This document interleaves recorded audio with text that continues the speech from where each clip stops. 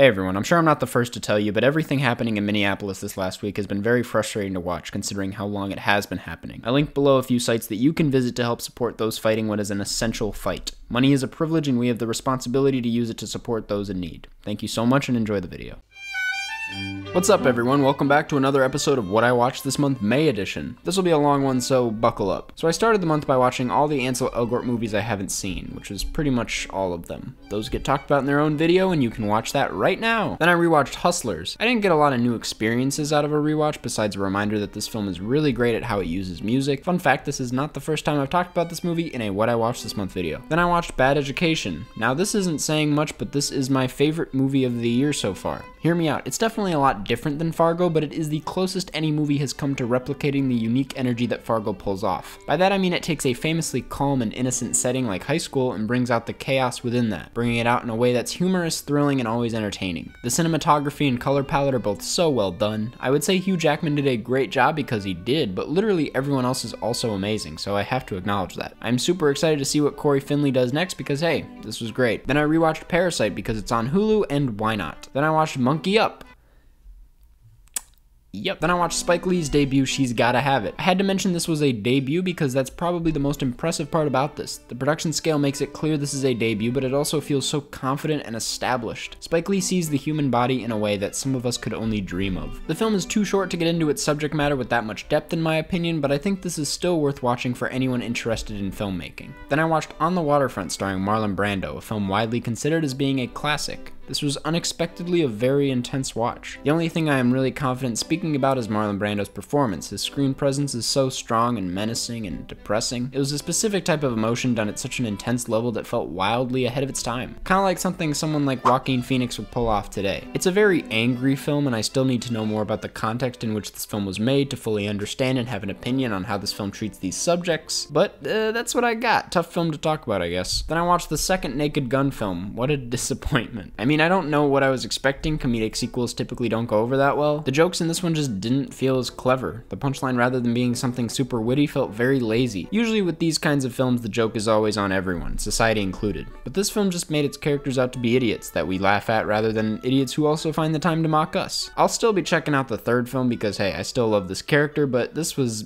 eh. Then I watched Rhubarb, a short film that I made. That's right, I directed a little short film back in December that is currently on Vimeo. If you want to check it out and give me some constructive criticism, the link is in the description. Can't wait to make something else soon. Then I watched Bong Joon-ho's Mother, not his actual mom, just the movie's called Mother.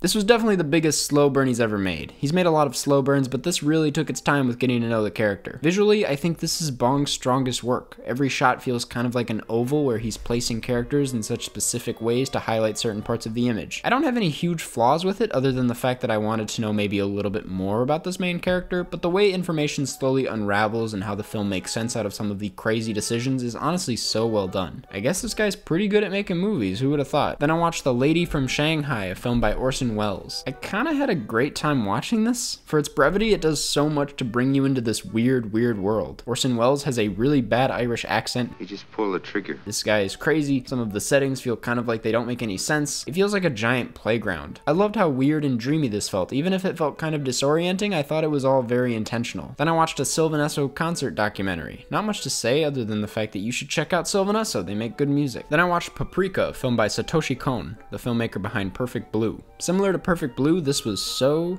dark. This film heavily inspired Inception, and I think that film tells this very difficult concept a little bit cleaner, but this thing just felt like a nightmare. I mean, it played with time in ways I didn't know were possible. The parade stuff and the music that goes with it is so haunting. Who knows, that might just be me. Maybe I'm just a big stupid baby, which is honestly a character that would be in this film, come to think of it. But man, what a chilling and mentally draining watch. In short, I loved it. Then my friend recommended this film called Allegro non troppo, which is an Italian parody of Fantasia. It was a really weird experience, but it was really charming and funny and kind of relaxing. It's on YouTube if you want to give it a watch. Then I watched Bong Joon-ho's first feature, Barking Dogs Never Bite. This was pretty good. The cinematography is really clean and in some ways just as polished as it is in Parasite, but it also just doesn't feel like it's accomplishing a whole lot some of the time. It's really tough to rate this as a film on its own rather than a film by Bong Joon-ho standards. I just think I would have enjoyed this a lot more as a short or as a shorter movie just in general. It's too slow for its own good, but at times it's still pretty fun. Then I watched The Sixth Sense for the first time. Now this is slow cinema cinema at its finest. I'm frustrated because this was a very slow and patient film and it worked really well and I can't put a finger on why. Screenplay is really good and the performances are really good, so there's that. I think it's just so consistent and confident with its presentation and that's why you never feel taken out of it. I won't spoil anything and that's kind of hard to do when talking about this movie, but hey, worth the hype I guess. After loving Paprika, I decided to check out Satoshi Kon's miniseries Paranoia Agent on Funimation. This thing blew my goddamn mind. It starts out as a typical detective mystery type of thing where they're looking for Lil Slugger who right off the bat, no pun intended, grabs your attention. Then it morphs into a psychological thriller that deals with childhood trauma, abandonment, identity, depression, existentialism, you get the point. The way this film not only approaches surrealism but questions the importance of surrealism is so smart. I could go on for days about this. It blew my mind. I watched the whole thing in a day.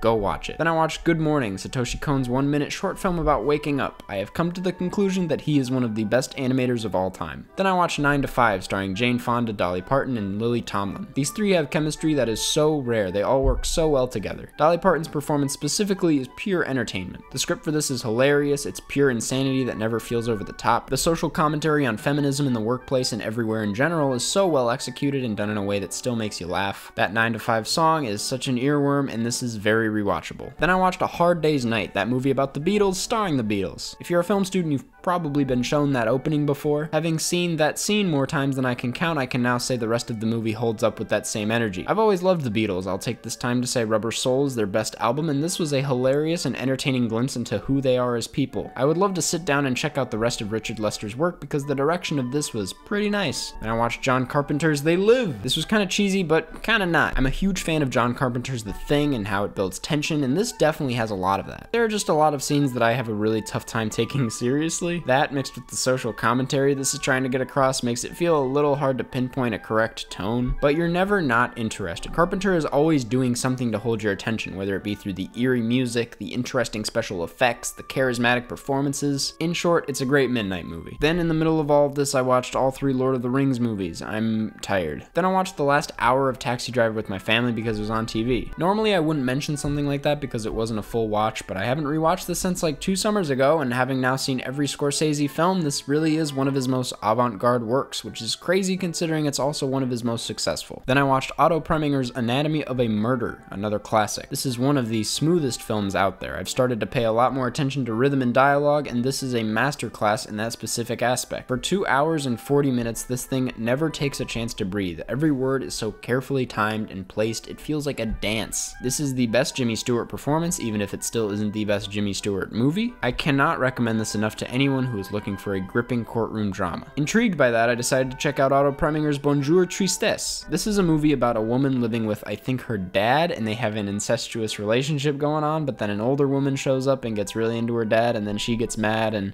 it's a lot. But similarly to Anatomy of a Murder, the pacing and rhythm of this film is very watery. The imagery is really what stood out for me here. Both the black and white scenes as well as the vibrant shots of the ocean feel so ahead of their time. It's just a very weird movie that I wish I understood better, but I'm still thinking about it, so what does that say? Then I watched Laura, another film by Otto Preminger. This is a masterpiece. No wonder it's widely regarded as one of the best noir films of that era. Every performance is phenomenal, specifically Vincent Price. I was on edge the entire time. Laura was such a fascinating character, I wasn't ready to leave by the end. The amount this film accomplishes in its brief runtime is kind of unbelievable, and like everything else by Otto Preminger, very ahead of its time. Then I watched Howl's Moving Castle for the first time. I loved it. It was full of wonder and creativity, everything I've come to expect from Miyazaki. I can't say the story was working for me as well as everything else I've seen from him, but hey, there are some images in here that are simply magical. Howl is probably the most emo dude I've ever seen in the movies, and trust me, I've seen a lot. Then I watched 3 Andy Samberg projects, Tour de Pharmacy, 7 Days in Hell, and The Unauthorized Bash Brothers Experience,